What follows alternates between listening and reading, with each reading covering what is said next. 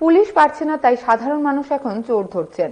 সেই নিরিখে কুমারঘাটের মানুষ মিলে অভিযুক্ত দুই চোরকে আটক করে বেঁধে রাখেন।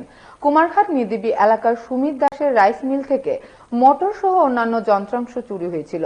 শনিবার সন্দেহভাজন দুই যুবককে আটক করে পুলিশকে খবর দেন স্থানীয়রা।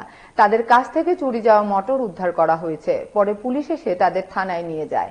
ফটিকরাই থানা এলাকাতেও চোরের উপদ্রব বৃদ্ধি পেয়েছে বলে অভিযোগ। গতকালকে রাত্রে আমার মিল থেকে মিলের মোটর চুরি করে লিয়ে গেছে গিয়া খেয়ে নিছে খেয়ে নিছে তো কইতে পারতেছি না, কিন্তু পরে চুরি করছে। হ্যাঁ আমরা ধরছি চোর ধরছো হয়। কিরকম জিনিস সহ মাল সহ ধরছো? মাল দেওয়া গেছে। তার নাম কিটা? চোরের নাম তার কিটা? নাম পান্না দেবরায়। কোনানে বাড়ি? বাড়ি নি দেবী পান্না দেবরায়। দেবরায়। বাবার নাম কিটা? বাবার নাম প্রবীর দেবরায়। ও প্রবীর দেবরায়ের ছেলে হ্যাঁ। পান্না দেবরায়। হ্যাঁ। কোনানে ধরছো? কিরকম ধরছো?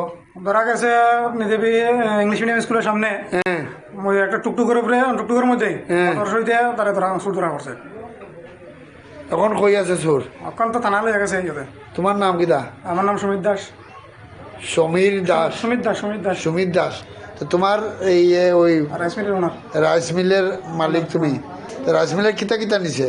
রাইস মিলের মোটর নিয়েছে হ্যাঁ 3টা পাথর আছে, 10 কেজি 20 কেজি পাথর একটা, হ্যাঁ। 10 কেজি একটা, 5 কেজি একটা, হ্যাঁ 3টা পাথর আর মোটর শুদ্ধ হয়ে গেছে।